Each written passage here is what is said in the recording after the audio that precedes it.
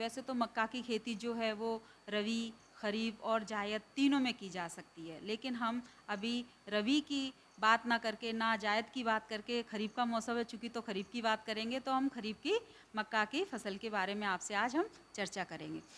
इसमें जो मक्का की किस्म है उसका भी महत्वपूर्ण बिंदु है। इसमें हम जो मक्का की उन्नतशील प्रजातियां हैं उनकी बात करते हैं तो हमारी गंगा सफ़ेद 1, गंगा 5, गंगा 3 और डेक्कन 110 अच्छी वैरायटी हैं। बाज़ार में जो भी बहुत अच्छी विकसित वैरायटी हैं वो उसका आप चयन कर सकते हैं। इसमें आपकी कंपोजिट और हाइब्रिड वैरायटी आपको बहुत अच्छी मिल जाएंगी जो कि काफ़ी अच्छा उत्पादन दे रही हैं किसान भाइयों को।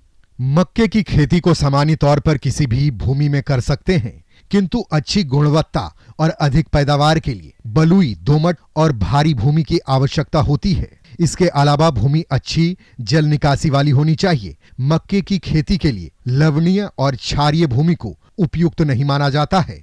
मक्के के बीजों को खेत में लगाने से पूर्व खेत को अच्छी तरह से तैयार कर लेना चाहिए। इसके लिए सबसे पहले खेत की अच्छी तरह से गहरी जुताई कर देनी चाहिए। इसके बाद कुछ समय के लिए खेत को ऐसे ही खुला छोड़ दें। मक्के की अच्छी पैदावार के लिए मिट्टी को पर्याप्त मात्रा में उर्वरक देना आवश्यक होता है। इसके लिए 6 से 8 टन पुरानी गोबर की खाद को खेत में डाल देना चाहिए। फिर खेत की तिरछी जुताई करवा दें, जिससे खाद अच्छी तरह से मिट्टी में मिल जाए। आप किसान भाई, आगे आप बात आती है उर्वरक की। तो उर्वरक एक ऐसी चीज़ है कि जो हर क्रॉप में बहुत ज़रूरी महत्वपूर्ण योगदान देता है और इसमें एनपीके का जो रेशियो होता है वो 80, 50 और 30 होता है, क्योंकि ये एक धान्य फसल है तो इसमें नाइट्रोजन की आवश्यकता ज़्यादा होती है। अब बात आती है कि इस उर्वरक को हम किस तरीके से दें।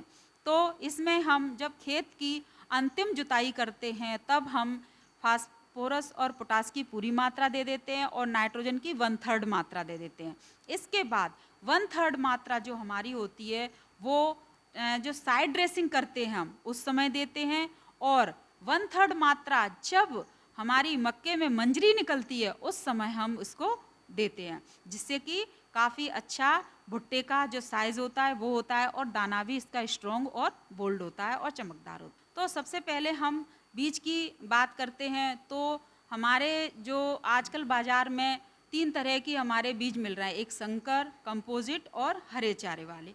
तो किसान भाइयों, संकर जो हमारा जो बीज है, जो हाइब्रिड सीड है, वो हम इसमें 12 से 15 केजी प्रति हेक्टेयर के हिसाब से रखते हैं। जो हमारा कंपोजिट बीज है उसकी मात्रा हम 15 से 20, और यदि हम चारे के लिए उपयोग कर रहे हैं तो आपका 40 से 50 किलोग्राम प्रति हेक्टेयर के हिसाब से बीज दर इसकी उपयुक्त होती है।